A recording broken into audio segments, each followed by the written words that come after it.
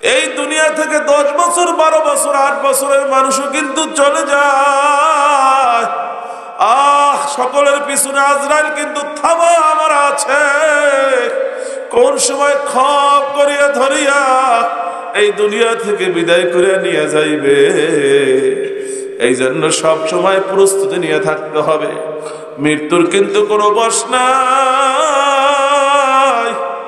মৃত্যুর কিন্তু কোনো বয়স নাই, কোন সময় ডাক পড়ে যায়।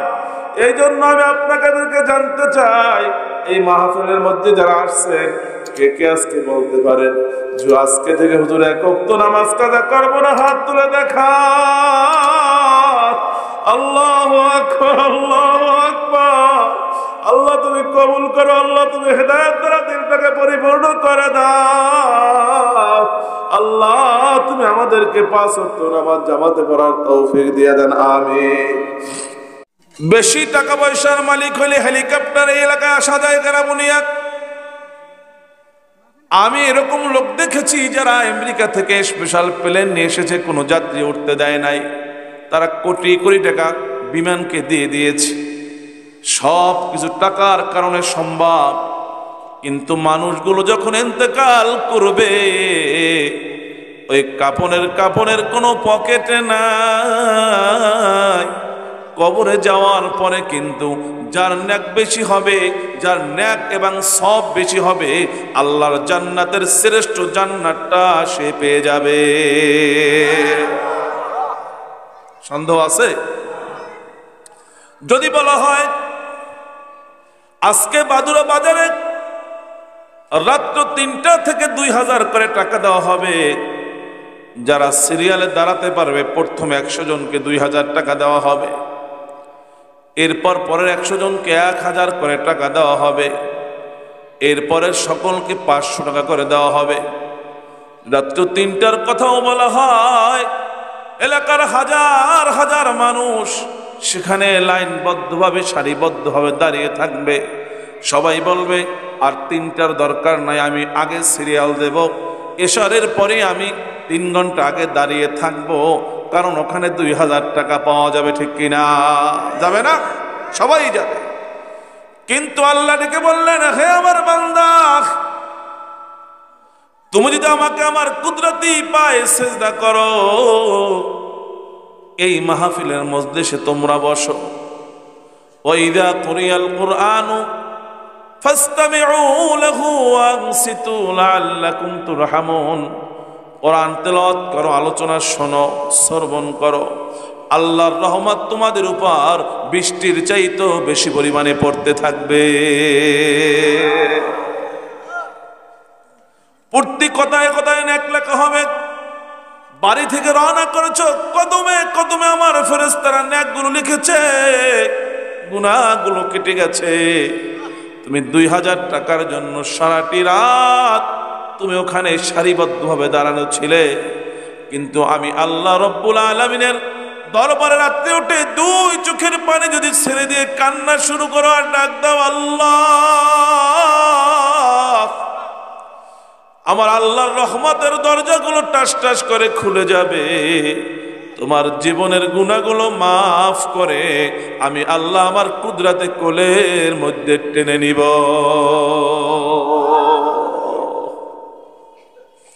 এই জন্য বলা হয়েছে, قُلْ لَوْ كَانَ الْبَحْرُ مِدَادًا لِكَلِمَاتِ رَبِّي لَنَفِدَ الْبَحْرُ قَبْلَ أَن تَنفَدَ كَلِمَاتُ رَبِّي وَلَوْ جِئْنَا بِمِثْلِهِ مَدَدًا। হে রাসূল, আপনি বলে দেন, তাম পৃথিবীর মধ্যে যতগুলো সমুদ্র আছে, নদী আছে, যতগুলো পুকুর আছে, যত পানি আছে, এই পানিগুলো যদি কালি বানানো হয়, আর তাম পৃথিবীর গাছগুলো যদি কলম বানানো হয়, আমি আল্লাহর যে কুদরত নিয়ামত, আমার আল্লাহর যা কিছু তোমাদেরকে আমি দান করেছি, এইগুলো তোমরা লেখা শুরু করবে। তাম পৃথিবীর পানিগুলো কালি হিসেবে আল্লাহর প্রশংসা লিখতে লিখতে শেষ হয়ে যাবে। আল্লাহর কুদরত লিখতে লিখতে পানিগুলো কালি হিসাবে শেষ হয়ে যাবে, কিন্তু আল্লাহ রব্বুল আলামিনের প্রশংসা এবং কুদরত লেখা শেষ হবে না। মাঝে মাঝে চিন্তা করে দেখি রাত্রে যে পৃথিবীর মধ্যে 700-800 কোটি মানুষ, যত মানুষ দেখেন বাংলাদেশে 18 থেকে 20 কোটি মানুষ, এই 20 কোটি মানুষের মধ্যে সকলের হাত আছে, আছে না? হাতের মধ্যে একটা বৃদ্ধাঙ্গুল আছে। আমি চিন্তা করে দেখলাম, রে হায় কেমন কুদরত আমার মালিকের, হাতের ছাপ দিয়ে লক্ষ লক্ষ মানুষ জমি রেজিস্ট্রি করে দলিল করে, কিন্তু আজও পর্যন্ত শুনি নাই যে 18 কোটি মানুষের মধ্যে কারো ছাপের সঙ্গে আর একজনের ছাপ মিলে গেছে। শুনছে কেমন কুদরত! এই সামান্য একটা বৃদ্ধাঙ্গুলের ছোট জায়গার মধ্যে হাজার হাজার লক্ষ লক্ষ কোটি কোটি মানুষ দেশ বিদেশের মধ্যে আমরা ছাপ দেই, কিন্তু আজও পর্যন্ত কোনো ছাপের সঙ্গে মিল হলো না। যেই কুদরতের মাওলা এতগুলা বিজ্ঞানের মধ্যে দান করেছেন, সেই কুদরতের মাওলা যে কত সুন্দর আমার মালিক, চিন্তা করলে চিন্তাও করা যায় না। কেমন ভাবে এই মালিককে চিনতে আসলে আমরা পারি নাই। সেদিন দেখলাম যে এই যে আমার মাথার মধ্যে যে একটা ব্রেন আছে, মগজ আছে, বিজ্ঞান, চিকিৎসা বিজ্ঞান লিখেছে যে তোমার ব্রেনের মধ্যে এতগুলা রক আল্লাহ রব্বুল আলামিন দান করেছে, তাম পৃথিবীকে যদি 7 বার পেঁচানো হয়, তোমার ব্রেনের মধ্যে যে রকগুলো রয়েছে তারপরও সেই রকগুলো তোমার শেষ হবে না। এই যে রক আছে, তাম পৃথিবী 7 বার পেঁচানো যাবে তোমার মাথার রক। কখনো চিন্তা করছেন নি মানুষ, আমাদের মতো একটা মানুষ যতক্ষণ পর্যন্ত আমার মূল্য আছে, দাম আছে, আমার শ্বাস আছে, আমার রুহুটা যখন থাকবে না, শ্বাস থাকবে না, আমি আর মানুষ নাই। আছে চেয়ারম্যান সব মারা গেছে, চেয়ারম্যান আর নাই। যে মূল চেয়ারম্যান ছিল সে চেয়ারম্যান সব দুনিয়াতে নাই। এমপি সব মারা গেছে, এমপি সব আর নাই, এমপি সব চলে গেছে, তার লাশটা পড়ে আছে, বডিটা পড়ে আছে, তার আর নাই। যতক্ষণ পর্যন্ত তোমার শ্বাস নিঃশ্বাস চলাফেরা করবে, ততক্ষণ পর্যন্ত তোমার দাম আছে। তুমি মানুষ, তুমি চেয়ারম্যান, তুমি মেম্বার, তুমি একজন সমাজ সেবক। যখন তোমার রুহটা চলে যাবে, তারপর তোমার কোনো দাম নাই, তুমি হয়ে যাবে একটা লাশ। কিন্তু শ্বাস নিঃশ্বাস আমরা যে নিচ্ছি এবং বের করছি, কোনদিন আল্লাহ রাব্বুল আলামিন বলছেনি তোমাদের জন্য আমি যে বাহিরে ভিতরে এমন সুন্দর মেশিন তৈরি করে দিয়েছি, যেই মেশিনের মাধ্যমে তোমরা শ্বাস নিয়েছো। দাও আমার, এই যে কারেন্ট বিদ্যুৎ চালাইতে হলে মাস শেষে বিল হয়, একটা গ্যাস চালাইতে হলে মাস শেষে বিল দিতে হয়। আমি আল্লাহ রাব্বুল আলামিন 60 বছর 70 বছরের জিন্দেগি দিয়েছি, বান্দা আমাকে সিজদা দাও নাই, আজকে বিল দিয়ে আমার জান্নাতে যাও। আর বিল দিতে না পারলে ওই যে জাহান্নাম আছে, জাহান্নামের দিকে চলে যাও। হিসাব দিয়ে কেউ জান্নাত যেতে পারবে? চিন্তা করতে হবে মানুষ। দুনিয়াতে আসলাম আর খাইলাম, ঘুমাইলাম, পৃথিবী শেষ হয়ে গেল না। আমি যখন একটা ছেলেকে লেখাপড়া করাই, আমি মনে মনে চিন্তা করি ছেলেটা কোরআনে হাফেজ হবে, এই ছেলেটা বিএ পাস করবে, বড় চাকরি করবে, একটা আশা নিয়ে করি, ঠিক কিনা? কিন্তু আমার মাওলা দুনিয়াতে মানুষ পাঠাইছে একটা আশা নিয়া। সে আশাটা কি? আল্লাহ বলতেছি, আইয়ুহান নাস, হে মানব জাতি, উবুদু, আমার ইবাদত করো, আমার কথাগুলো মানো, আমার কুদরতি পায়ে সেজদা দাও। তুমি যে গুনাহ করতেছো, গুনাহ করার পরে যখন তুমি চোখের পানিগুলো ছেড়ে দাও, আমি আল্লাহ রব্বুল আলামিন খুশি হয়ে যাই। আমি আল্লাহ খুশি হয়ে তোমার তামাম জীবনের গুনাহগুলো মাফ করে দেয়। এত সোজা হিসাব ভাই। আপনার বাসায় একজন কর্মচারী আছে, কর্মচারী ঠিক মতো ডিউটি পালন করে না, দেখবেন সকালবেলা এসে আপনার কর্মচারী ডিউটি পালন করেন, দারোয়ান নাই, জিজ্ঞাসা করলেন দারোয়ান কোথায়? বললেন দারোয়ান নাই, বাসায় চলে গেছে। কিছুক্ষণ পর জিজ্ঞাসা করবেন দারোয়ান তুমি কোথায় গিয়েছিলে? বলবে আমি একটু বাহিরে গিয়েছিলাম। কেন তুমি আমার বাসা খালি রেখে বাহিরে গেছো? আমার বাসা তো চুরি হতে পারে। আবার দ্বিতীয় দিন বলবে দারোয়ান আজকে তোমায় কোথায় গিয়েছিলে? বলবে আমি আজকে একটু আমার শ্বশুর বাড়ি গিয়েছিলাম। 1 2 3 দিন পর যখন দারোয়ান পাওয়া যাবে না, বলবে তোমার চাকরি আর নাই, নতুন করে দারোয়ান দেখতে হবে, ঠিক কিনা? চাকরি থাকবে? থাকবে না। ঠিক আল্লাহ রাব্বুল আলামিন দুনিয়াতে পাঠাইছে যে ইশারের নামাজে আমাকে সেজদা দিবা, ফজরে সেজদা দিবা, ফজরে জোহরে আমাকে সেজদা দিবা, আসরে সেজদা দেবা, মাগরিবে সেজদা দেবা। আমি যেই জন্য পাঠাইছি আমার সেজদা তুমি দিলে না। এই তাম পৃথিবীর আলোগুলো তুমি আমার আলোগুলো ব্যবহার করেছো, কোনোদিন তুমি বিল দাও নাই, তোমার কোনো বিল লাগবে না। আমার পানিগুলো তুমি ব্যবহার করেছো, কোনোদিন তুমি বিল দাও নাই, বিল লাগবে না। আমার রাত্রে আরামায়েশ করার জন্য অন্ধকারকে তোমাকে আরাম বিশ্রামের জন্য দিয়েছি, বিল দাও, বিল লাগবে না। অন্ধকারের মধ্যে যদি রাত্র 3টার সময় উঠিয়া কোন করে শীতের ভিতর যদি উজু করে, আমি আল্লাহর একটু ডাক দিয়া চোখের পানি ছাইরা দাও, আমি আল্লাহ তো বিল লাগবেই না। আর পরে বিলের পরিবর্তে আমি আল্লাহ তোমাকে রহমত চাদর দিয়া জড়াইয়া ধরব। গুনাহ অনেক করছো আমি জানি, গুনাহ না করলে আমার কাছে কেন কিভাবে তুমি কাঁদবে? বুড়া বাবারা কে কবে কবরে চলে যান জানি না, কবরে যাওয়ার কিন্তু সময় হয়ে গেছে। আজকে আমি যখন ঢাকাতে আসলাম, ভাঙ্গার কিছু আগে আমার গাড়িটা অ্যাক্সিডেন্ট করা শুরু করলো। হঠাৎ করে প্রাইভেট করে আমার গাড়ির সামনে পড়লো। গাড়িটা ব্রেক ধরার সঙ্গে সঙ্গে অনেক দুর্লাভ দিয়ে উঠেছে। আমরা সকলেই দাঁড়িয়ে গেলাম, কি হয়েছে? এরপর ড্রাইভার বললো কিছুই হয় নাই, একটা প্রাইভেট কারকে বাঁচানোর জন্য আমি গাড়িটা ব্রেক করেছি এবং অ্যাক্সিডেন্ট হওয়ার সম্ভাবনা ছিল। চিন্তা করলাম ভাই, মানুষ দৈনিক কত মানুষ প্রাইভেট কার গাড়ি হুন্ডা অ্যাক্সিডেন্ট করলে মারা যাচ্ছে। আল্লাহ পাক আমাকে হায়াতের জিন্দেগি দিয়েছে, এইটা তো জিকির করার জন্য দিয়েছে, সেজদা দেওয়ার জন্য দিয়েছে। এই জীবনটা, এই সুন্দর চেহারা, এই সুন্দর হাত গুনাহ করার জন্য দেয় নাই। এইটা আল্লাহ রাব্বুল আলামিন দিয়েছে। আল্লাহকে ডাকবা, আল্লাহ বলে ডাক দিবা। হাত দিয়া তুমি ভালো ভালো কাজ করবা, পা দিয়া তুমি মসজিদে যাবা। আল্লাহ পাক এই জন্য তোমার পা দিয়েছে, গুনাহ করার জন্য আল্লাহ তোমাকে পা দেয় নাই। এই চক্ষু দুইটা দিয়েছে তুমি হারাম করবে এই জন্য না, এই চক্ষু দুইটা আল্লাহ পাক দিয়েছে তুমি বেশি বেশি পরিমাণে আল্লাহর জন্য কান্না করবা আর জান্নাতের আশা করবা। আপনার এলাকার মানুষ তো গরিবই বেশি নাকি? যারা ধনীরা ধনীর মধ্যে পড়ে না। ঢাকা এক একটা বিল্ডিংয়ে মনে করেন 180 জন, 200 জন, 250 জন লোক বসবাস করে, মানে 250 ফ্যামিলি, সবাই ধনী, ঠিক কিনা? আমাদের চাইতে। আল্লাহ রাসূলের কাছে কয়েকদিন সাহাবী হাজির হলো।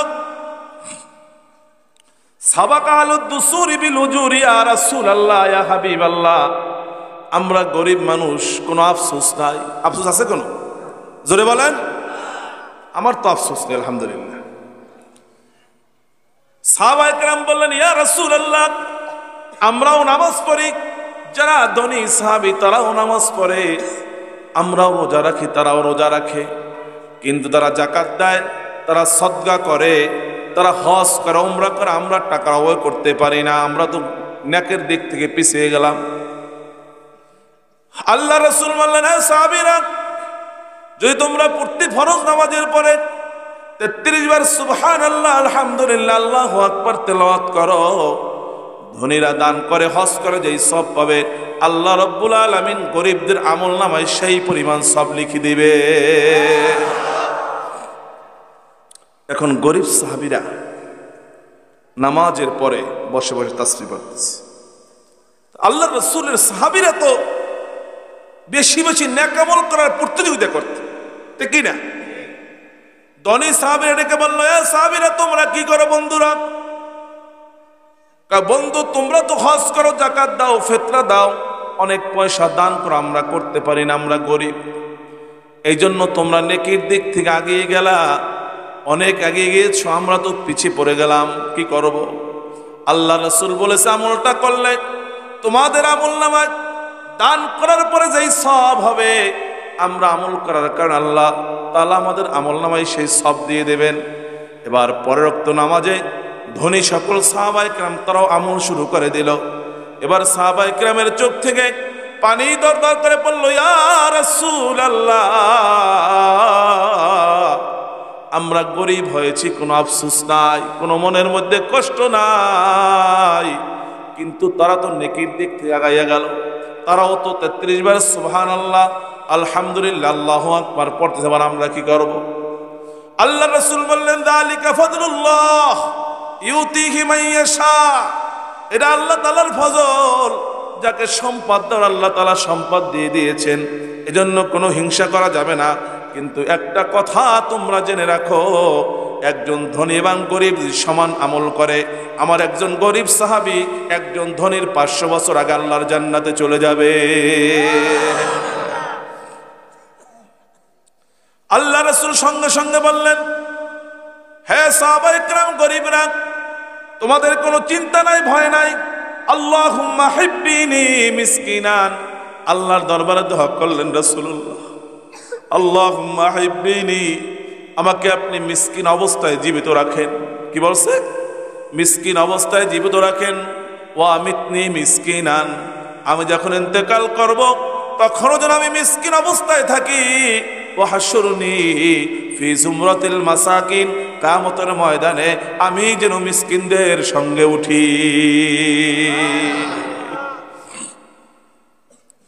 আল্লাহ রাসূল একদিন হযরত ফাতেমার ঘরে গেলেন। আল্লাহ রাসূলের চেহারা তো চাঁদের চেয়েও সুন্দর ছিল। ফাতেমা রাদিয়াল্লাহু তাআলা আনহার ঘরে গেলেন, গিয়ে বললেন, ফাতেমা, আমি 3 দিন পর্যন্ত ক্ষুধার্ত। আল্লাহ রাসূল কথা বলার সঙ্গে সঙ্গে ফাতেমার চোখ থেকে দরদর করে পানি পড়া শুরু হয়ে গেছে। হযরত ফাতেমা ডেকে বললেন, আব্বাজান, আপনার নাতিগুলো 3 দিন পর্যন্ত কোনো খাবার খায় না, আপনার চেহারার দিকে তাকাইয়া তাকাইয়া আমরা ক্ষুধা নিবারণ করছি। আপনার নাতি হাসান হোসেন দেখেন খাবার জন্য ছটফট করতেছে, চুলার মধ্যে পানিগুলো দিয়ে বুঝাতেছি যে এই রান্না করতেছে, আবার ঘুমিয়ে পড়ে, আবার ক্ষুধার যাতনায় উঠে যায়, আবার ঘুমিয়ে পড়ে, আবার ক্ষুধার যাতনায় উঠে যায়। আল্লাহ রাসূল সহ্য করতে পারলেন না, আল্লাহ রাসূল বেরিয়ে পড়লেন। এক ইহুদিকে ডেকে বললেন, ইহুদি, আমাকে কাজে নিবি কিনা? হ্যাঁ, কাজে নেব মুহাম্মদ। তুমি আমার খেজুর বাগানে পানি দিবে, প্রতি বালতির পানির বিনিময়ে একটা খেজুর তুমি পাবে। আমি 20 বালতি পানি উঠিয়ে দেব। 20 বালতি পানির বিনিময়ে 20টা খেজুর পাবে। আল্লাহ নবী বললেন, আমি 3 দিনের ক্ষুধার্ত, এজন্য আমার কোনো আফসোস নাই, কিন্তু আমার নাতি হাসান হোসেন 3 দিন খেতে পারে না, ওদের চোখের পানি আমি রাসূল সহ্য করতে পারি না।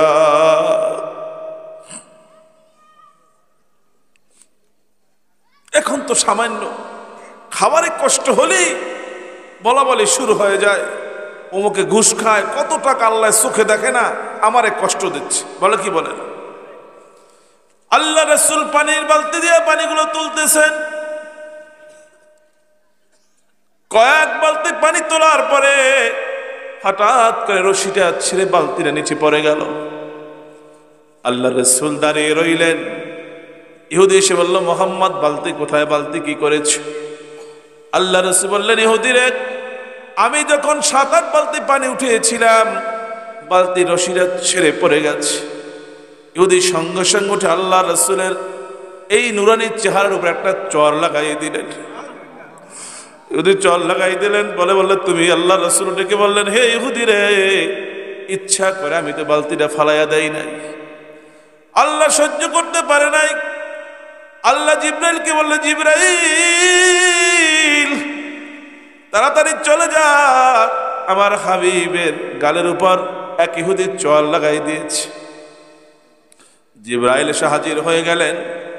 জিবরাইল হাজির হয়ে বালতি উঠাইয়া আল্লাহ রাসূলের পবিত্র হাত মুবারকে তুলে দিলেন। ইহুদি লক্ষ্য করেছে যে বালতি কে উঠাই দিল, কিরকম কি হইল। দেখার পর আল্লাহ রাসূল বললেন, ইহুদি তুই আমাকে চোয়ার দিয়েছ, তুই হাতে কষ্ট পেয়েছো, ব্যথা পেয়েছো কিনা? ইহুদি বলল, এটা আবার কেমন মানুষ? আমি তাকে চোয়ার দিলাম, আঘাত দিলাম, মারলাম, এরপর আবার বলতেছে তুই কষ্ট পেয়েছো কিনা? আল্লাহ রাসূল সামান্য কিছু মজুরি নিয়ে বাড়িতে চলে গেলেন। বাড়ি থেকে হযরত হাসান এবং হোসেনের মুখে খাবারগুলো তুলে দিলেন। কিন্তু ইহুদি চিন্তা করতেছে, এটা আবার কেমন মানুষ? আমি চোয়ার দিলাম, কষ্ট পেয়ে বলতেছি ইহুদি তুই কষ্ট পেয়েছো কিনা? এই কথা বলে ইহুদির মনের মধ্যে একটা চিন্তা এসে গেল। ওর দিলের মধ্যে আল্লাহ তাআলা হেদায়েতের এবং রহমতের জোশ তৈরি করে দিলেন। ইহুদি দৌড় দিয়ে আল্লাহর রাসূলের দরবারে চলে গেলেন। কি বললেন? ইয়া রাসূলুল্লাহ, ইয়া হাবিবাল্লাহ, তাওরাত কিতাবের মধ্যে নবী হওয়ার জন্য যেই গুণগুলা পড়েছিলাম সকল গুণ আপনার মধ্যে আছে। আমি ভুল করেছি, আমাকে কালেমা পড়ে মুসলমান বানাইয়া দাও। এই জন্য গরিব হইলে কোন আফসোস আছে? এবার আমরা পর্যায়ক্রমে একটু মূল আলোচনায় আসি। আপনারা কি সবাই মারা যাবেন? বিশ্বাস হয়? যদি বিশ্বাস হয় তাও মারা যাবেন, বিশ্বাস না হইলেও মারা যাবেন, মনে চাইলেও মারা যাবেন, মনে না চাইলেও মারা যাবেন, ঠিক কিনা? কেউ কোনো আশা পূরণ হইলেও মারা যাবেন, আশা না করলেও মারা যাবেন। একটা মানুষ এই দুনিয়ার মধ্যে বেঁচে থাকতে পারবে না। আমি আপনাদেরকে মাহফিলের শেষে দুইটা ঘটনা শুনে আলোচনা শেষ করব। এখন আমি কোরআন সম্পর্কে, মাদ্রাসা সম্পর্কে আলোচনা করব। একটা ঘটনা শোনাবো আপনাদেরকে যে আজরাইল দেখে মানুষ মারা গেছে আমার এক বন্ধু। আর একটা শোনাবো মাত্র 16 বছরের একটা ছেলে হাফেজে কোরআন হইয়া কিছুদিন পূর্বে মারা গেছে। এর আগে আমি বলতে চাই, এই যে আমি হাতে তুলেছি এই জিনিসটার নাম কি? জোরে বলেন। এই প্রত্যেকটা কথা বলার সঙ্গে সঙ্গে আপনার ডান কাঁধে ফেরেশতা নেক লিখতে থাকে, এর নাম কি? জোরে বলেন। এই কোরআনের দাম বেশি না কম? আরো জোরে বলেন, বেশি না কম? এই কোরআনের দাম বেশি না কম? দেখেন যে এই কোরআন কত দামি জিনিস। আজকে আমি যে চেয়ারটায় বসেছি, এই চেয়ারটা অনেক দামি জিনিস, কিন্তু এর উপর আমি বসেছি, ঠিক কিনা? অনেক দামি জিনিসটা অনেক টাকা লেগেছে, কিন্তু এই দামি জিনিসটার কোনো আমার কাছে দাম নাই। আমার প্রয়োজন হলে আমি দাঁড়িয়ে এই চেয়ারের উপর দাঁড়িয়ে আমি কাজকর্ম করতে পারি, পারি না? করেন না আপনারা? কোনো দাম নাই। কিন্তু যদি আপনি একটি রেন্ডি কাঠের উষার কাঠ দিয়ে একটা রেহাল বানান, রেহাল বানাইয়া যদি এই কোরআন শরীফটার সাথে উপরে উঠাইয়া পরেন, লাগান, এরপরে রেহালের সঙ্গে পাও যখন লাগবে সঙ্গে সঙ্গে উঠে অনেকবার চুমো খাবে, ঠিক কিনা? খাবে না? আচ্ছা, এই যে কাঠের টুকরার দাম বাড়াই দিল, এটা কে বাড়াইল? জোরে বলেন। আল্লাহর নাম শক্তি দেব, কে বাড়াইল? আমার গায়ের মধ্যে যে জামাটা দেখেন, এই জামাটা হচ্ছে সৌদি আরবের। আমার পরে 31টা জামা, কিন্তু আমি নিজে বানাই নাই, বিভিন্ন মুসল্লি হজে যায়, উমরা যায়, নিয়ে আসে। এই জন্য আমার এই জামাগুলো বেশি। আচ্ছা, আমরা কখনো কখনো জামা কাপড় পায়ের নিচে পরে না আমাদের? জোরে বলেন। পরে কেউ উঠে চুমু খাইছে? খান? কেউ উঠে কখনো চুমু খায় না।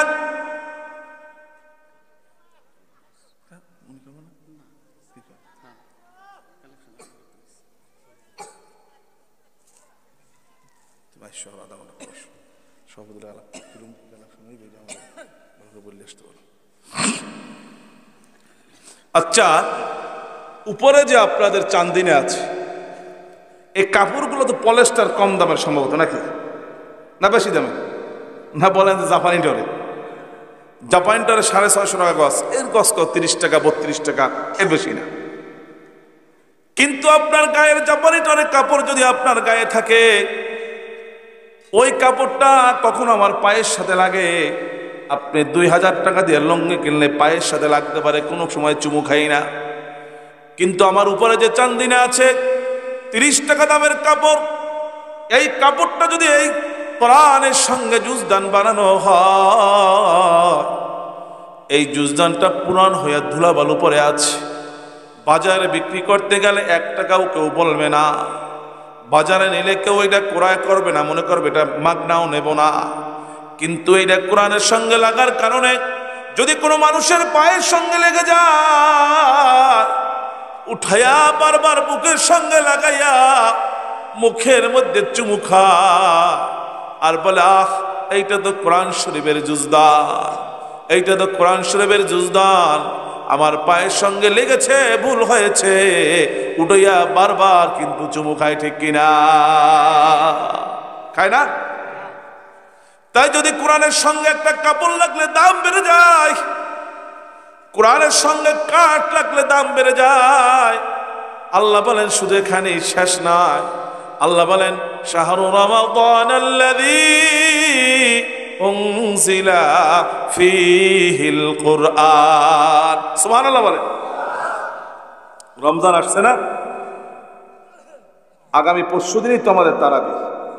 আমি সহজ সাহেবকে অনুরোধ করছিলাম যে আমি আজকে মাহফিলে আসবো না, কারণ আমার অনেক ব্যস্ততা, অনেক রিকোয়েস্ট করেছি, সে বলছে আপনারা আসতেই হবে। শেষ পর্যন্ত আমি একটাই রওনা করেছি। এখন কথা হলো, আল্লাহ বলতেছেন যে মাস হলো 12টি, কয়টি জোরে বলেন? কয়টি মাস?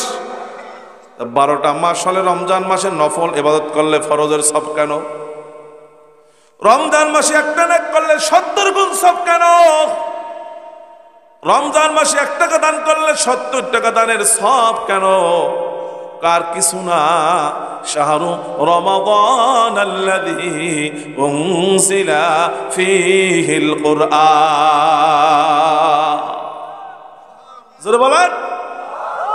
রমজান মাসে কোরআন নাজিল হয়েছে, এই কোরআনটা নাজিল হওয়ার কারণে এইটার বরকতে আল্লাহ রাব্বুল আলামিন 70 গুণ সব বাড়াই দিয়েছে। কয় বছরে কতদিন? কয় 365 দিন। কয় 364 দিন যদি নেক আমল করো সব তো বেশি দেওয়া হয় না, কিন্তু কদরের রাত্রে যদি কেউ 1 রাত্রে ইবাদত করে হাজার হাজার মাসের চাইতে 1 রাত্রে ইবাদতের সব বেশি। আপনারা জানেন কিনা? জানেন না? সব বেশি। কেন রে, কেন এত সব বেশি কেন? কোনো কারণ নাই, ওই রাত্রে আল্লাহ রাব্বুল আলামিন এই কোরআন অবতীর্ণ করেছে। শোনেন, আপনারা এই দেশ ব্রিটিশ শাসন করেছে, আপনারা জানেন? জোরে কথা বলেন, জজবাউলের কথা বলেন। জানেন ব্রিটিশ 200 বছর পরে চলে গেল। যাওয়ার পরে চিন্তা করতেছে যে মুসলমানদের ঈমান তো নষ্ট করতে পারলাম না, এবার ব্রিটিশদের টাকা তো অনেক বেশি, অনেকে লন্ডন যায় না? 3 লাখ 4 লাখ টাকা বেতন, অমুকের ছেলে লন্ডন থাকে, বিশাল সুনাম, ঠিক কিনা? তার 11 বিশিষ্ট একটা কমিটি করল যে বাংলাদেশ সহ ভারত উপমহাদেশে কতগুলো লাইব্রেরি আছে, কতগুলো ছাপাখানা আছে, কত লক্ষ কোটি কোরআনের কপি আছে, এগুলো ক্রয় করে করে জাহাজে করে বঙ্গোপসাগরে ফেলে দিতে হবে। কত হাজার কোটি টাকার দরকার, এইটা আমাদের সংসদে উপস্থাপন করো। 11 সদস্য বিশিষ্ট কমিটি, তাদের যে গোয়েন্দা বিভাগ সহ যারা ছিল, তারা বলল ভারত উপমহাদেশে এত লক্ষ কোটি কোরআনের কপি আছে, এতগুলো ছাপাখানা আছে, এতগুলো লাইব্রেরি আছে, এই কোরআনের কপিগুলো ক্রয় করে বঙ্গোপসাগরে ফেলে দিতে এত হাজার কোটি টাকা দরকার। তা লন্ডনের তো টাকার অভাব নাই, ইংল্যান্ডের আছে? জোরে একটু কথা বলেন, আছে? সব গবেষণা চিন্তার পরে টাকার বাজেট হয়ে গেছে। 11 জনের মধ্যে 2 জন ব্যক্তি বলল যে আমরা কি ছাপাখানাগুলো বন্ধ করে কোরআনের কপিগুলো বঙ্গোপসাগরে ফেলে দিয়ে মুসলমানদের ঈমান কি নষ্ট করা সম্ভব? সকলে বলল সম্ভব তাদের মধ্যে। কিন্তু যে বলে কোরআনের কপিগুলো নষ্ট করে দিবা, ছাপাখানাগুলো টাকা দিয়ে ক্রয় করে বন্ধ করে দিবা, কিন্তু ছোট ছোট মুসলমানদের বাচ্চা 10 বছর 12 বছর বয়স, ওদের সিনার মধ্যে রাত্রে ফজরের পূর্বে উঠে যখন বলে আউযু বিল্লাহি মিনাশ শাইতানির রাজিম বিসমিল্লাহির রহমানির রহিম আলহামদুলিল্লাহি রাব্বিল আলামিন। যখন ওই ছাপাখানায় সেই ফজরের পূর্ব থেকে ছাপাখানায় ছাপতেই থাকে রাত্র এশার পর্যন্ত ছাপাখানায় খালি ছাপতেই থাকে। দুনিয়ার সকল কোরআনের কপিগুলো বিলুপ্ত করা হলো, মুসলমানদের 12-14 বছরের বাচ্চাদের সিনার মধ্যে ছাপাখানা আছে, এইটা নষ্ট করা পৃথিবীর কোনো মানুষের কাছে সম্ভব না। সম্ভব? বলেন সম্ভব না। তখন বলেছে 1000 কোটি টাকা নয়, তাম পৃথিবী সব যদি দিয়ে দেওয়া হয়, মুসলমানদের কোরআন নষ্ট করার ক্ষমতা কারো নাই। আপনারা কি মুসা আলাইহিস সালামকে চেনেন? নাম শুনছেন? জোরে বলেন, নাম শুনছেন? আল্লাহ কয় মুসা খালি কথা কয়, কোরআনে কয় কি কয়? খালি কথা কয়। মুসা আলাইহিস সালাম আপনারা জানেন যে আমাদের এলাকায় যখন গ্রামীণ নেটওয়ার্ক এসেছিল, আমরা বলতাম যে নেটওয়ার্ক পাওয়া যায় না। কোথায়? ওই যে ওই রাস্তার মাথায় ওখানে নেট পাওয়া যায়। আমরা গিয়ে উপরে উঠাইয়া এরপরে দেখতাম, ঠিক কিনা? দেখছেন আপনারা? আবার কেউ বাঁশের মাথায় এন্টিনিয়া টাঙ্গিয়ে ঝুলিয়ে এরপর কথা বলতো না? এখন তো অ্যাভেলেবেল। মুসা আলাইহিস সালামের আল্লাহর সাথে নেট পাওয়ার জন্য তুর পাহাড়ে যাইতে হতো। তাফসীরের মধ্যে লেখে 3750টা সিঁড়ি পাড়ি দিয়ে আল্লাহ তাআলা তুর পাহাড়ে গিয়ে বলতেন, আল্লাহ আপনার সঙ্গে একটু আমি কথা বলবো। ওখানে যাওয়ার পরে আল্লাহ পাকের নেটওয়ার্ক পাইতো। সুবহানাল্লাহ বলে। আল্লাহকে বলল, আল্লাহ আপনার সঙ্গে আমি কথা বলতে চাই। আল্লাহ বললে, মুসা তুমি বলবা না আমি বলবো? মুসা আলাইহিস সালাম ছোট শিশু বাচ্চার মতো মাথা নিচে, আল্লাহ আপনি বলেন। আল্লাহ তাআলা দীর্ঘ সময় কথা বলার পরে বলতেছে, মুসা আমার কথাগুলো তুমি বুঝতে পেরেছো? কয় না, কিছুই বুঝি নাই। কারণ আল্লাহ তাআলা বললেন, মুসা তোমার মাতৃভাষায় আমি কথা বলি না, এই জন্য তুমি কিছুই বোঝো নাই। এরপর আল্লাহ রাব্বুল আলামিন কিছু সময় ইব্রানি ভাষায় কথা বললেন, মুসা তুমি আমার কথাগুলো বুঝতে পেরেছো? হ্যাঁ বুঝছি। কি বুঝছো? যতক্ষণ পর্যন্ত আমার মাতৃভাষা আপনি কথা বলেছেন, অধিকাংশ সময় শের জামানার পয়গাম্বার মুহাম্মাদুর রাসূলুল্লাহ সাল্লাল্লাহু আলাইহি সাল্লামের উম্মতের প্রশংসা করেছে। নারায়ে তাকবীর, নারায়ে তাকবীর। বলল, আল্লাহ আপনি যে কিতাব দিয়েছেন অন্য নবী ওই শরীয়তকে মানতে চায় না। আমার উম্মত তো একটু বেশি চালাক, আপনি জানেন। আমাকে নতুন করে কোন কিতাব দেন, নতুন শরীয়ত দেন। আল্লাহ ডেকে বললেন, মুসা 30 দিন রোজা রাখতে হবে। কয়দিন জোরে বলেন? দেখেন কত চমৎকার রোজা আসছে 2 দিন পরে। আমাদের রোজা রাখলে কেউ কথা বন্ধ থাকে? জোরে বলেন, বন্ধ থাকে না। আপনার কি মারিয়াম আলাইহিস সালামের নাম শুনছেন? মারিয়ামের। মারিয়াম আলাইহিস সালাম আল্লাহর হুকুমে যখন সন্তান নিয়ে মানুষের কাছে আসছে, আসার পরে মানুষ বলতেছে, তোমার বাবা ভালো ছিল, তোমার মা ভালো ছিল, তোমার বোন ভালো ছিল, ভাই ভালো ছিল, তোমার কোনো স্বামী নেই, সন্তান কোথায় পেয়েছো? সবাই বলছে না? এলাকার মধ্যে যে একজনের গর্ব হয় বা একটা সন্তান হয়, বিবাহ ছাড়া মানুষ কানাফুসফুসি করে না? আসে না সবাই? সময় আসছে, আল্লাহ শিখাই দিয়েছে, মরিয়ম তোমার কোনো চিন্তা নাই। লির রহমানি সাওমান ফালান উকাল্লিমাল ইয়াওমা ইনসিয়া। সুবহানাল্লাহ বলে। মরিয়ম যখন চারিদিক থেকে সবাই জড়াইয়া ধরল, মুখে হাত দিয়ে বলল, ফাশারাত ইলাই ক্বালু কাইফা নুকাল্লিমু মান কানা ফিল মাহদি সাবিয়্যা। সুবহানাল্লাহ বলে। অর্থাৎ আমি রহমানের নামে রোজা রেখেছি, অর্থাৎ রোজা রাখলে কথা বলা যাবে না। হাত দিয়ে দেখাইছে, লির রহমান সাওমান ফালান উকাল্লিমাল ইয়াওমা ইনসিয়া। ইশারা দেখাইছে, ফাশারাত ইলাই, ওই যে আমার কোলে ছোট বাচ্চা আছে, শিশু, এই শিশু তোমাদের সাথে কথা বলবে। এখন কেউ বিশ্বাস করে না। বিশ্বাস করার কথা যে কোলে 3 মাস বা 1 মাস 1.5 মাসের বাচ্চা কেউ কথা বলবে? তা সবাই বলল, দেখি ও যখন বলছে একটু যাই দেখি বলে কিনা। তখন বলল, তুমি কে? সঙ্গে সঙ্গে বলল, ক্বালা ইন্নী আব্দুল্লাহ, আমি আল্লাহর বান্দা। শুধু বান্দাই নয়, আতানিয়াল কিতাবা ওয়া জাআলানি নাবিয়্যা। সুবহানাল্লাহ। আল্লাহ রাব্বুল আলামিনের গোলাম নবী সাল্লাল্লাহু আলাইহি সাল্লাম বললেন, আতানিয়াল কিতাব ওয়া জাআলানি নাবিয়্যা, আমি শুধু আল্লাহর গোলাম না, আমি নবী হিসেবে প্রেরিত হয়েছি। দেখেন দোলনা থাকা অবস্থায়, ওয়া জাআলানি মুবারাকান আইনামা কুনতু, শুধু নবীও না, আমি যে এলাকার মধ্যে আসছি আমি আল্লাহর পক্ষ থেকে বরকত নিয়ে আসছি। এটা আমার বুঝানোর উদ্দেশ্য নাই, গল্প না। আমার উদ্দেশ্য যে আগের দিনে রোজা রাখলে কথা বলতে পারতো না, বুঝাইতে পারছি? রহমানি সাওমান ফালানুকাল্লিমাল ইনসিয়া, এই আলোচনা ওদিকে যাব না, এটা তাফসীরের আলোচনা, সে সময় আমার নাই। চিন্তা করছি না করে আলোচনা করব, কিন্তু সময় নাই। আল্লাহ তাআলার সাথে কথা বললেন, আল্লাহ আমাকে আপনি কিতাব দান। বলল 30 দিন রোজা রাখো। কয়দিন? 30 দিন। 30 দিন রোজা হয়ে গেছে, কারণ রোজা রাখলে তো কথা বলতে পারে না। ইফতারের পূর্বক্ষণে দেখে আল্লাহ এখনো কিতাব দেয় না। মুসা আলাইহিস সালাম বললে ফলাইলেন, আল্লাহ আমার কিতাব দেন, কই কিতাব কোথায়? আল্লাহ বললেন, মুসা 30টা রোজার মধ্যে তুমি কথা বলছো, রোজা ভেঙে গেছে, এখন আর কিতাব পাবা না। মুসা আলাইহিস বললেন, আল্লাহ আমার যে কওম, আমার যে জাতি, আমার যে সম্প্রদায় এত বেশি চালাক, বেশি দুষ্ট, আপনার কিতাব নিয়ে যদি আমি না যাই তাহলে একজন মানুষ আর মুসলমান থাকবে না। তখন বলল, তোমার জরিমানা সহ আরো 10 দিন তুমি রোজা রাখো। কয়দিন? 10 দিন। এবার 10 দিন রোজা শেষ। এবার ইফতারের পূর্বক্ষণে আল্লাহর আসমানের দিকে তাকাইয়াস।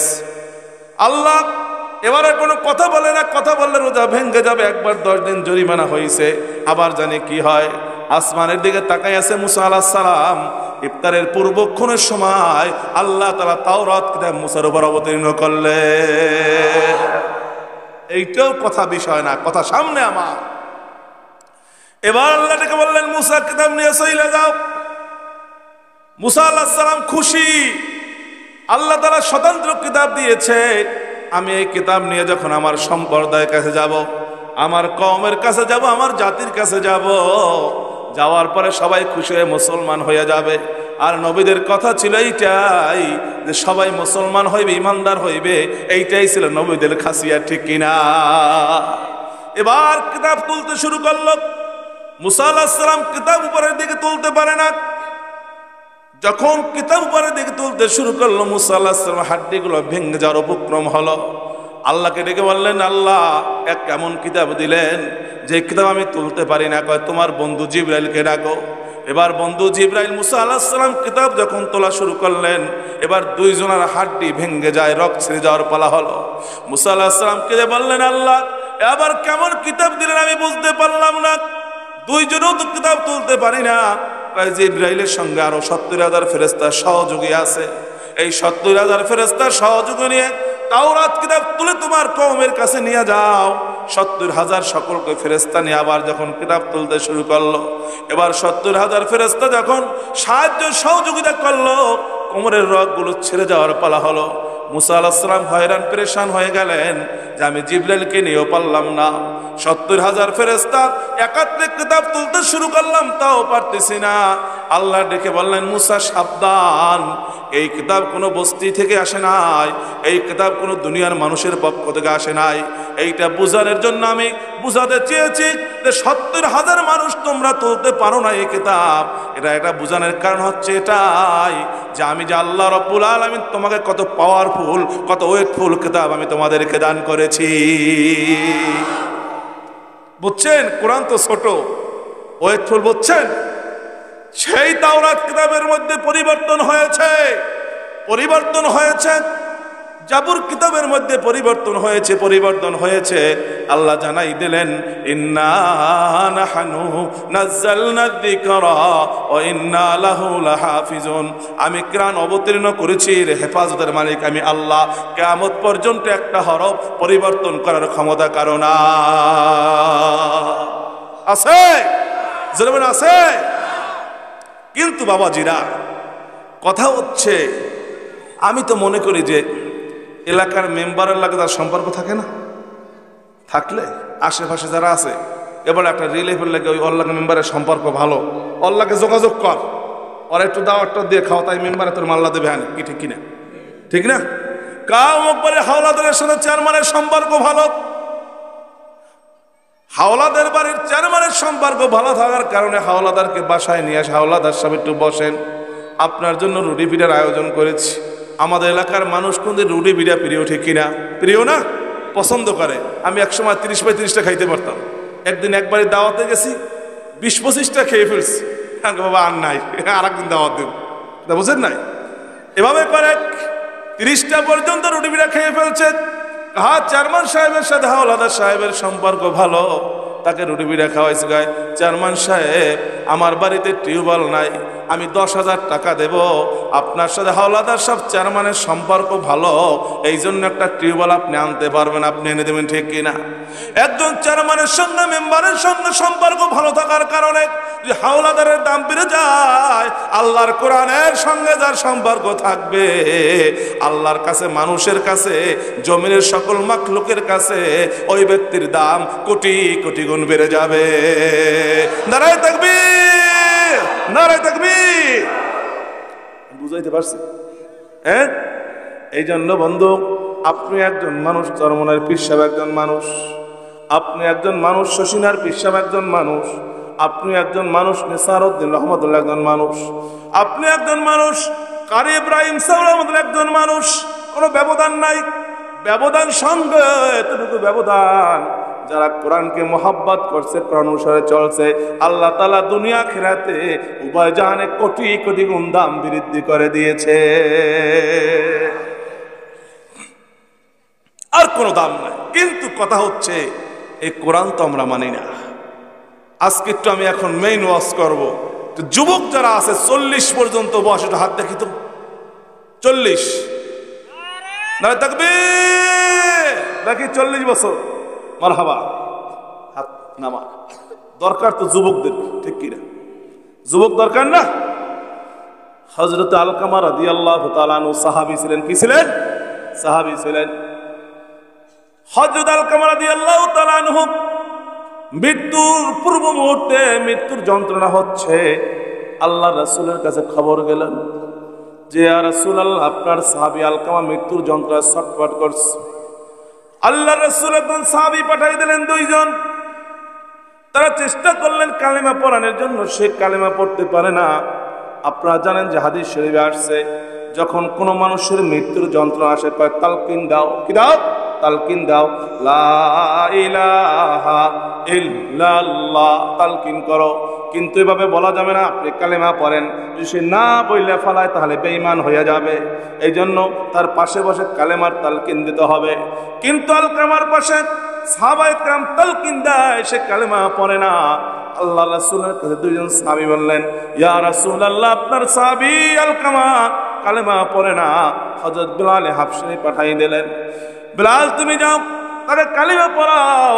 হযরত বিলাল হাবশী গেলেন কালিমা পড়াইতে, কিন্তু সে কালিমা পড়ে না। আল্লাহর রাসূল চলে আসলেন আলকামার কাছে, এসে বলল, আলকামার স্ত্রী কোথায়? ডেকে বলল, তোমার আলকামা কি নামাজ পড়েছে? কয় হ্যাঁ নামাজ পড়েছে। কোরআন পড়েছে? কয় হ্যাঁ কোরআন পড়েছে।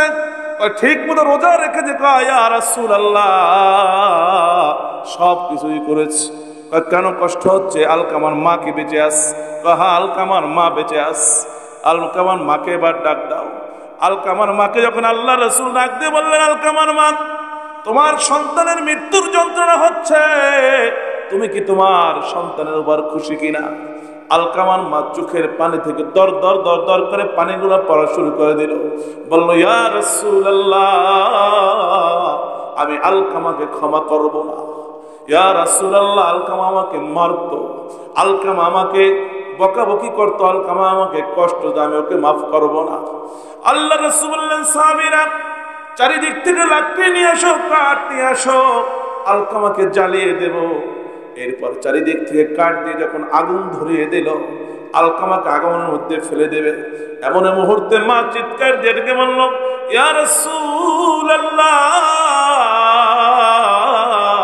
ইয়া হাবিবাল্লাহ, আমার নার্সেরা ধন আলকামা, আলকামাকে আপনি আগুনের মধ্যে জ্বালাবেন না।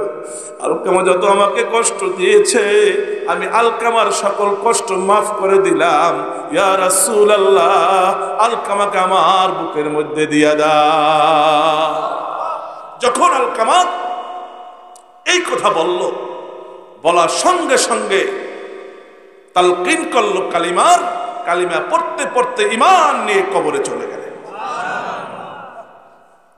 আসলে ভাই এ দুনিয়া কিছুই না। আমি 2007 সালে জালকাঠি থেকে আলেম পরীক্ষা দিলাম। 8 সালের ঘটনা, আমাদের সাথে নরসিংদীর একটা ছেলে ছিল আব্দুল আলিম। তো ছেলেটা ছিল অনেক ভদ্র, আমলি, সব সময় নিচের দিকে তাকিয়ে হাঁটত। 18 থেকে 19 বা 20 বছর বয়স হবে। একদিন জামা কাপড় পরিষ্কার করতেছে, জামা কাপড় পরিষ্কার করতে করতে হঠাৎ করে বলতেছে যে আমি আজরাইল দেখছি। এখন আজরাইল দেখছে যদি আমি আপনাকে বলি, আপনি কি বিশ্বাস করবেন? সবাই মনে করছে দুষ্টামি করে। আর আব্দুল আলিম তো দুষ্টামি করার ছেলে না, মানে কখনো সে অযথা কোনো কথাবার্তা বলে না। কিছু ফালতু কথা আছে না, অযথা কাজ দেয় কথা বলে, কোনোদিন ওর জবান থেকে অযথা কথা বের হয় নাই। খুব নম্র, ভদ্র এবং মেধাবী একটা ছেলে। এখন সবাই বলতেছে যে তোমার কি মাথা খারাপ হয়েছে, কি ফালতু কথা বলো। কিন্তু আব্দুল আলিম তো আসলে আজরাইলকে দেখেছে। আব্দুল আলিম ডেকে বলে, বন্ধুরা আমি তো নিস্তারায় জামা কাপড় পরিষ্কার করতেছি, আমার জীবনের শেষ পরিষ্কার করা জামা কাপড়। আব্দুল আলিম 3 তলায় চলে গেল। 3 তলায় গিয়ে এবার বলছে একটু সূরা ইয়াসিন তেলাওয়াত করো। কিন্তু আব্দুল আলিম আজরাইলকে দেখেছে, কারোই বিশ্বাস হচ্ছে না কেমন আজরাইলকে দেখেছে, এটা হতে পারে না। এবার আব্দুল আলিম সর্বপ্রথম নিজের সূরা ইয়াসিন শরীফ তেলাওয়াত করলো।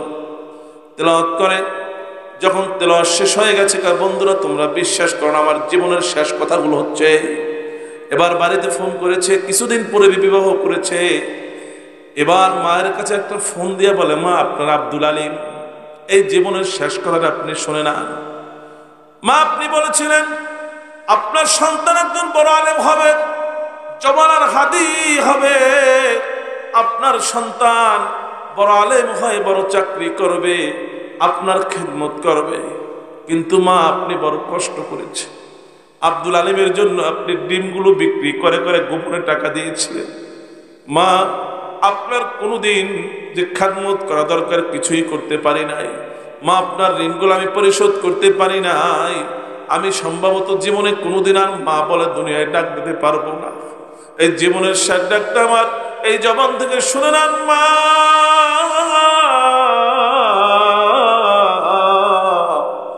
আর কোনোদিন আমার জবান থেকে মা বলে ডাক শুনবে। আব্দুল আলিমের মা মোবাইলের মধ্যে একটা চিৎকার দিয়ে ডেকে বললো, আব্দুল আলিম এগুলো কি বলতেছো, বুঝতেছি না, কি বলো? আমি তো বুঝতে দেখলাম মা কিছু বলার নাই, আমি আজরাইলকে দেখেছি। এরপরে দ্বিতীয়বার ফোনটা হাতে নিয়ে বাবাকে ফোন দিয়ে বললো, বাবা আশা করেছিলেন আপনার ছেলে বড় একজন আলেম হবে, আপনার জানাজার আপনার সন্তান পড়াবে, আপনার সন্তান আপনার মৃত্যুর পরে দোয়া করবে, আপনার জীবনের মাথার ঘাম পায়ে ফেলে সন্তানের জন্য অনেক কিছু করেছে, কিন্তু সন্তান আপনার হকগুলো আদায় করতে পারে নাই। আপনার সন্তানের জবান থেকে কখনো তোমার আব্বা আব্বা ডাক শুনেছেন, এবার জীবনের শেষ ডাকটা শুনে নেন। কোনোদিন আর আব্বা আব্বা বলে কোনোদিন আর ডাক শুনবেন না। আব্দুল আলিমেরও একটা চিৎকার দিয়ে ডেকে বলে, আব্দুল আলিম কি বলতেছে বুঝতে পারতেছি না, জীবনের শেষ কথাগুলো শুনে নেন। আপনার আব্দুল আলিমের জবান থেকে আর কোনোদিন কথা শুনতে পাবেন না, এই জীবনের শেষ কথা। আব্বু আপনি আমাকে মাফ করে দিয়ে, কোনোদিন বেয়াদবি করলে ক্ষমা করে দিয়ে আপনি আমাকে মাফ করে দেন। ফোনটা কেটে এবার স্ত্রীর কাছে ফোন দিস। ফোন দিয়ে বললো, প্রিয়তমা স্ত্রী, মাত্র কিছুদিন পরে বিবাহ করেছি, বেশি দিন হয় নাই, এই তোমার হকগুলো আদায় করতে পারি না। আমি আজরাইলকে দেখেছি, আমার জীবনের শেষ করা তোমার সঙ্গে, আর তোমার সঙ্গে আমার দেখা হবে না, তুমি অনেক দূরে আছো, আমাকে আর তুমি দেখতে পারবে না, তোমার হকগুলো ঠিক মতো আদায় করতে পারি নাই। যদি আল্লাহ কবুল করে আবার জান্নাতে হাসরের ময়দানে দেখা হবে। এরপরে এবার তার শ্বশুরের কাছে ফোন দিয়ে কথাবার্তা বলতে বলতে আব্দুল আলিম একটু অসুস্থ হয়ে গেল। অসুস্থ হওয়ার পরে কিছুদিন পরে আমাদের ডাক্তার নিয়ে আসলো। ডাক্তাররা বললো কোনো রোগ তার শরীরের মধ্যে দেখা যায় না, পাওয়া যাচ্ছে না। জালকাঠি মেডিকেলে নিয়ে গেল। রাত্র 12টা পর্যন্ত আব্দুল আলিমের চোখ থেকে পানিগুলো পড়ে। আর কয়, হুজুর আমার বন্ধুরা আমাকে কোথাও নেওয়ার দরকার নাই, আমার জীবনের দুনিয়ার খাওয়া শেষ, আমার কথা বলা শেষ, আমার হায়াতের জিন্দেগি শেষ হয়ে যাচ্ছে, আর কোনো কিছুর আমার দরকার নাই। এরপরে বরিশাল নিয়ে গেল। রাত্র 2টার সময় একটা বোট বসলো যে আব্দুল আলিমের কোনো রোগ ধরা পড়ছে না, কিন্তু পর্যায়ক্রমে অসুস্থ হয়ে যাচ্ছে, বিদায়ের সময় হয়ে গেছে। এরপর আব্দুল আলিম রাত্র 2টার পরে আল্লাহর জান্নাতুল ফেরদাউসের মেহমান হয়ে চলে গেছে। আমি একদিন হদুয়া দরবারে মাহফিলে গেলাম। হদুয়া থেকে বাড়িতে ফেরার পথে আমি যখন হদুয়া দরবারে থেকে আসার সময় রাত্র প্রায় 12টা বা 11টা বেজেছে, আমি মোটর সাইকেল নিয়ে যখন তার বাড়িতে ঢুকলাম, দেখি কে যেন পাগলের মধ্যে দৌড় দিয়ে এসে বলল, কে? আমার আব্দুল আলিম। মোটর সাইকেলে কে? আমার আব্দুল আলিম আসছেনি। আমাকে বলল, ওর বাবা ওর মাটা দীর্ঘদিন পর্যন্ত কান্না করতে করতে পাগল হয়ে গেছে। হুজুর আপনি আসছেন, আমার আব্দুল আলিম কই? সেদিন আমাকে জড়াই ধরে এমন কান্না করলো, কিন্তু আব্দুল আলিম তো আর কথা বলে না। এই জন্য আপনাদেরকে আমি বলতে চাই, বাবাজিরা, মাহফিল করলাম, মাহফিল শুনলাম, কোনো লাভ হবে না। এই দুনিয়া থেকে 10 বছর, 12 বছর, 8 বছরের মানুষও কিন্তু চলে যায়।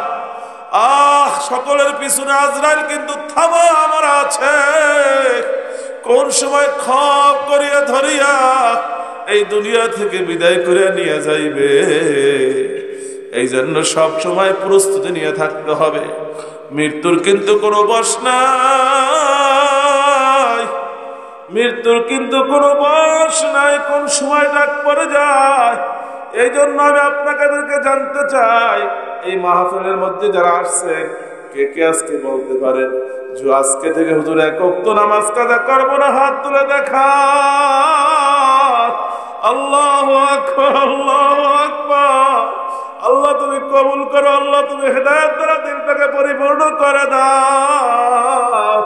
আল্লাহ তুমি আমাদেরকে 5 ওয়াক্ত নামাজ জামাতে পড়ার তৌফিক দিয়ে দেন, আমিন।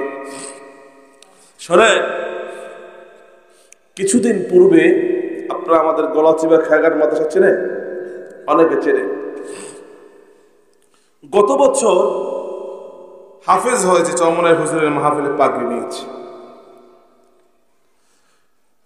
পাগড়ি নেওয়ার পরে গত বছর রমজানের পর আমাকে বলতেছে, হুজুর আমি তো এখানে অনেকদিন লেখাপড়া করলাম, আমি এখন ঢাকাতে যেতে চাই। তো ঢাকাতে নিয়ে আমি শনির একটা মাদ্রাসায় ভর্তি করে দিলাম, 4 জনকে, 3 জন না 4 জনকে। তাই মাঝে মাঝে গিয়ে দেখতাম যে কেমন লেখাপড়া হচ্ছে, কেমন শুনানি দিচ্ছে, খোঁজ খবর, এবং প্রতি মাসে কিছু টাকা আমি দিতাম। হঠাৎ করে কিছুদিন পূর্বে যে ডেঙ্গুর একটা প্রকোপ হলো না চারিদিকে, যে ঘরে ঘরে ডেঙ্গু, ঢাকাতে ডেঙ্গু, মানুষ ভয়ভীতি হচ্ছে। শুনলাম যে আমি 4টি ছেলে ওখানে ভর্তি করেছি, একটা ছেলের জ্বর প্রচন্ড। আমি ব্যস্ততার কারণে ওখানে যেতে পারি নাই। তা কয়েকদিন পর্যন্ত অসুস্থ শুনতেছি, হঠাৎ করে বলতেছে যে হুজুর বাড়ি যাবে। আমি কই ঠিক আছে, ওকে বাড়ি নিয়ে যাও, কিন্তু সদরঘাট যাওয়ার আগে অসুস্থ হয়ে পড়েছি। তো তাড়াতাড়ি করে আমি মিটফুট যে হাসপাতালটা আছে, মিটফুট হাসপাতাল আছে না, ওখানে ভর্তির জন্য বললাম তারা নিয়ে যাও। ওখানে নিয়ে গেছে। আমি তাড়াতাড়ি হাসপাতালে গেলাম। যাওয়ার পর আমি স্যুপ কিনলাম, স্যুপ কিনে ওকে খাওয়াইলাম। তখন জিজ্ঞাসা করলাম, বেলাল তোমার কি শরীরে একটু ভালো লাগছে? হুজুর হ্যাঁ। পরে মসজিদে চলে গেলাম। রাত্রে খবর আসলো যে বেলাল আরো অসুস্থ, এবং বেলালকে আইসিইউতে নেওয়ার জন্য ডাক্তার পরামর্শ দিচ্ছে। আমি পরের দিন আবার হাসপাতালে গেলাম। যাওয়ার পরে আইসিইউতে গেলাম, বললাম যে একটু আইসিইউতে জায়গা করে দেন। কিন্তু সরকারি হাসপাতাল তো, আইসিইউতে তো অনেক টাকা বিল হয়, আপনারা জানেন। কিন্তু এই কোঠাগুলো আগে উপরস্থ লোক দিয়ে পূরণ করা থাকে। বললো আমাদের এখানে আইসিইউতে জায়গা না, অন্য চেষ্টা করে। আমি কাকরাইল যে ইসলাম ব্যাংক সেন্টার হাসপাতাল, সেখানে ফোন করলাম, বললো জায়গা নাই। বিভিন্ন হাসপাতালে খোঁজাখুঁজির পরে এরপরে আমি আদ্দিন হাসপাতালে একটা সিট পেলাম, যে তাড়াতাড়ি পাঠাই দেন, একটা সিট আইসিইউতে খালি আছে। তা একটা ছেলে মাত্র হাফেজে কোরআন হয়েছে, 16-17 বছর বয়স বা 15 বছর বয়স, কতটুকু বয়স। পরে আমি আইসিইউতে ভর্তি করলাম, মসজিদে দোয়া করলাম। এশারের পর আমি গেলাম, কিছু টাকা পয়সা নিয়ে ওর বিল দিতে হবে। বলল আইসিইউ থেকে লাইফ সাপোর্ট নিতে হবে, অর্থাৎ লাইফ সাপোর্ট শেষ, জীবনের লাস্ট।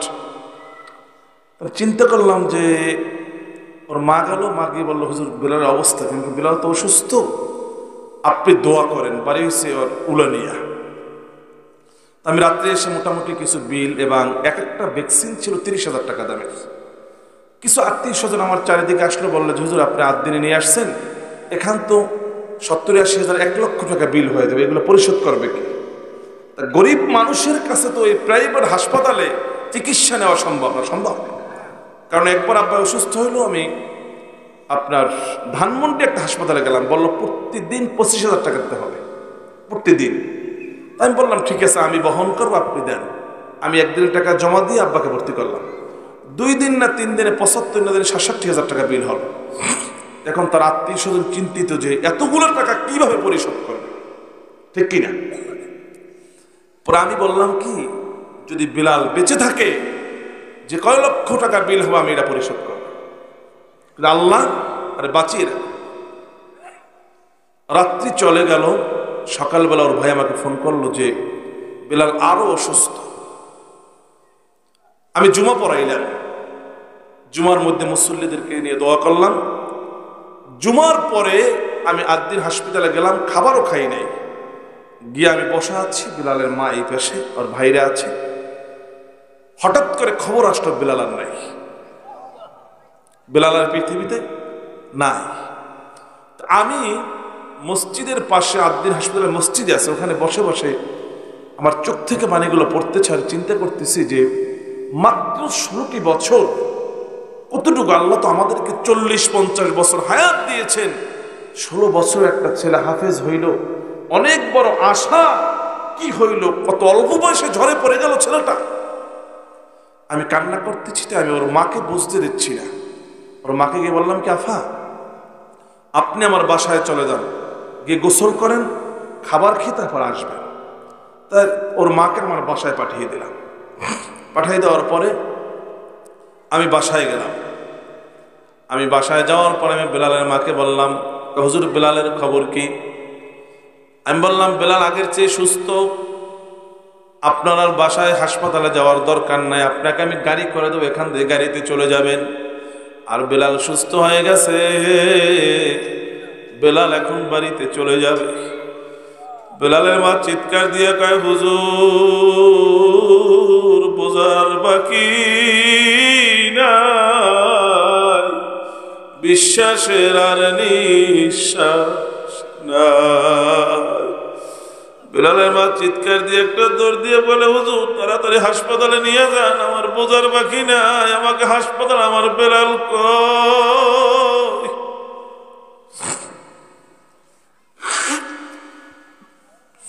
আমি তাড়াতাড়ি করে বললাম যে বিলালের মা হাসপাতাল চেনেন, একজনকে বললাম বিলালের মাকে হাসপাতালে নিয়ে যাও। আমি তাড়াতাড়ি করে বিলালের মার পিছনে পিছনে আমি হাসপাতালে চলে গেলাম। গিয়ে দেখি চারিদিক শুধু কান্নাকাটি, আর বেলালের কথা বলে। বেলালের মা কান্না করে আর বলে, আমার বেলাল কই, আমার বেলাল হাফেজ হয়ে আমার জানাজা পড়াইবে, আমার বেলাল। আমি টাকা পয়সা পরিশোধ করলাম। এবার বললাম বেলালের গোসল করাবে, 8,000 টাকা দিয়ে আমি গোসল সব কার্যক্রম সম্পন্ন করলাম। করার পর আমার হাতটা ধরে বেলালের মা বলতেছে, হুজুর আমরা গরিব মানুষ। বেলাল বলছে, মা আর বেশি দিন কষ্ট করতে হবে না, আপনি তো ভালো কাপড় পরতে পারেন না। আমি যখন ঢাকাতে হুজুরের কাছে আসছি, আমার কিছুদিন পরে হুজুর একটা চাকরি দিয়ে দেবে।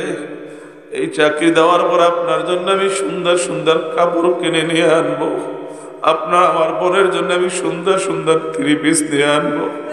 এখন আমরা গরিব, কিন্তু একদিন আমি অনেক উপার্জন করবো, মা আপনার আর কষ্ট থাকবে না, আমার আব্বার আর কষ্ট থাকবে না। কথা বলে বলে আর বেলালের মা কান্দে।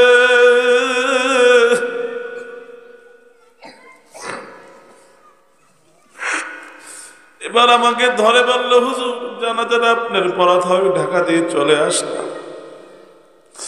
পরের দিন আমি জানাজা পড়াইলাম উলানিয়া বড় মসজিদের সামনে। জানাজা পড়াইয়া এরপরে আমি ওর কবরটা ওর ঘরের সামনেই করলাম। করার পরে ওর মা শুধু কবরের দিকে তাকাইয়া 24 ঘন্টা শুধু কান্না করে, আর আমার বেলাল সারাদিন ঝালনা দিয়ে কবরের দিকে তাকাইয়া কাঁদে। আমি কিছুদিন পূর্বে ঢাকা থেকে বাড়িতে আসলাম। আসার পর আমার কথাগুলো মনে পড়ছে যে বেলাল তো বলছিল সুন্দর কাপড় কিনে দিবে। আমি সুন্দর একটা কাপড় কিনলাম, একটা 3 পিস কিনলাম, অনেক মালামাল কিনলাম, আর বাবার জন্য একটা জামার পিস কিনলাম, কাপড় কিনলাম। কিন্তু আমি সময় দিতে পারি নাই, ফ্যামিলি সহ সবাইকে পাঠিয়ে দিলাম। যখন এই ব্যাগগুলো খুলে কাপড়টা বের করছে, বেলালের মা ধাউ ধাউ ধাউ ধাউ করে কাঁদতে, আর আমার বেলাল কই, এই কাপড় তো আমার বেলাল নিয়ে আসবে, আমার কাপড়ও আসলো, আমার জামাও আসলো, কিন্তু আমার বেলাল তো আসলো না।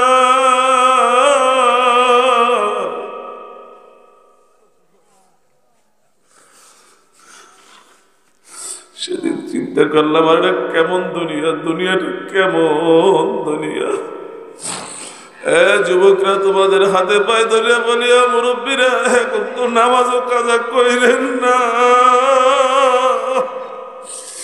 বেলাল যদি 16 বছরে মারা যাইতে পারে, আব্দুল আলিম যদি 20 বছরে মারা যাইতে পারে, আমরা কোন সময় যে কবরের দেশে চলে যাব, আল্লাহর দরবারে কি জবাব দিব?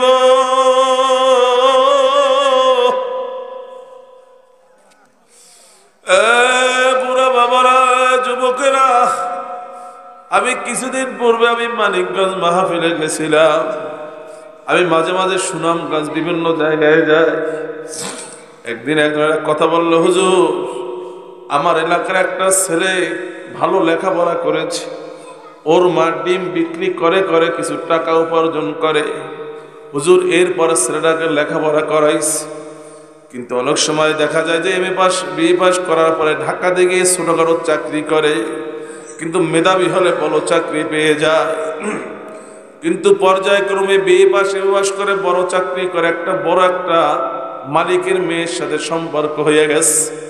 সম্পর্ক হওয়ার পরে বিবাহ করে ফেলাইছে। এদিকে তো মা বাবা দুইজনই অসুস্থ অবস্থায় পড়ে আছে। বাবার একটা ছাগল ছিল, ছাগলটা বিক্রি করে একটা রিক্সা ক্রয় করেছে। সবাই জানে যে আব্দুল করিমের ছেলে এখন বড় চাকরি করে, 50,000 1 লাখ টাকা কামাই করে। কিন্তু তার যে ঘরে বউ, সে বউ কোনো খবরও নিতে দেয় না, পিতামাতার সঙ্গে কথাও বলতে দেয় না। পিতামাতা বারবার খবর পাঠায় যে আব্দুল করিম কোথায়, আমাদের খবরটা জানাই তো, আমরা দুইজনে অসুস্থ। আবার যদি রিক্সা নিয়ে মাঠে দিনে নামি, তাহলে মানুষ বলবে আব্দুল করিমের ছেলে বড় চাকরি করে, কেন এখনো রিক্সা চালায়, আমার ছেলের সম্মান নষ্ট হবে। এই চিন্তা করে রাত্রে রাত্রে রিক্সা চালায়। কয়েকবার চিঠির পর চিঠি, খবরের পর খবর। একদিন আব্দুল করিমের ছেলে চিন্তা করলো, আর আমি থাকবো না। একদিন গভীর রজনীতে গাড়িতে উঠে চলে গেল ময়মনসিংহ। নামার পরে সেখানে দেখা একটা রিক্সাওয়ালা একটা দোকানের সামনে পিট পিট করে আলো জ্বলতেছিল। আলো দেখে জিজ্ঞাসা করলে, রিক্সা তুই যাবি নি? কয় যাবো। কোথায়? গনিমিয়ার বাড়িতে যাব। কিন্তু বুড়া মানুষ, অসুস্থ মানুষ, শ্বাসকষ্ট, তারপর রিক্সায় উঠছে। ওঠার পর রিক্সা তেমন চালাতে পারে না। এই জন্য মাঝে মাঝে দেখবেন যে কিছু বৃদ্ধ মানুষ রিক্সা চালায়, 60 বছর 70 বছর, দেখবেন যে সোজা হয়ে রিক্সা টান দিতে পারে না। আমি সেদিনও জগন্নাথ বিশ্ববিদ্যালয়ের পিছনে একজনকে জিজ্ঞাসা করলাম, আপনার কি ছেলে মেয়ে নাই, কেন রিক্সা চালান? এই কথাগুলো বললে অনেক মুরব্বী দর দর দর দর করে চোখের পানিগুলো ছেড়ে যায়। আর কে, হুজুর সন্তানগুলো আমাকে জিজ্ঞাসা করে না, আবার এই 70 বছরে এখন রিক্সা চালিয়ে পয়সা উপার্জন করতে হয় হুজুর। এরপর আমি কিছু টাকা পয়সা দিয়ে 100 টাকা দিয়ে আমি নেমে পড়লাম যে আপনার রিক্সা চালানোর দরকার নাই। মুরব্বী মানুষ রিক্সা চালাইতে পারে না, আস্তে আস্তে চালাচ্ছে, পিছন থেকে ধাক্কা দেয়, বুড়া রিক্সা চালাইতে পারো না, নামছো কেন? এরপর আমি অসুস্থ।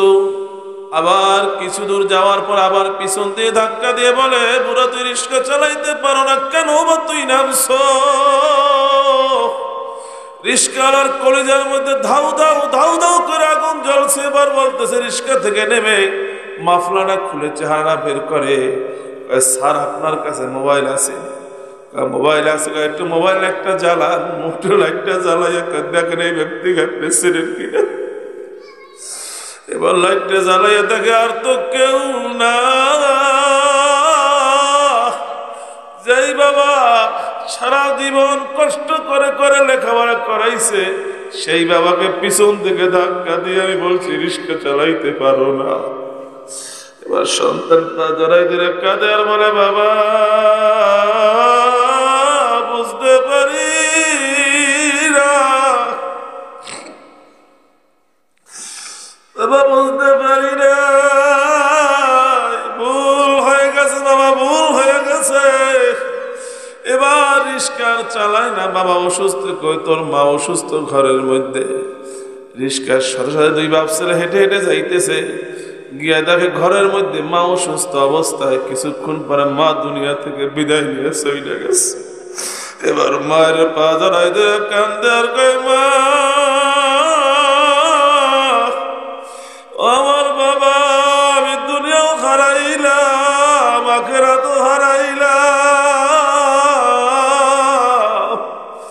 আমি কিছুই পাইলাম না, আমার মা আমার বাবা। যুবক গেলে পাও জড়াই ধরে বলে রে যুবক, প্রথম আপেলটা এনে ভালো মাছটা এনে বাবা মার হাতে দিবা, তোমাদেরকে রেখে বাবা মা খাবে না। বাবা মার কলিজা ঠান্ডা হয়ে গেলে আল্লাহর আরশ ঠান্ডা হয়ে যাবে।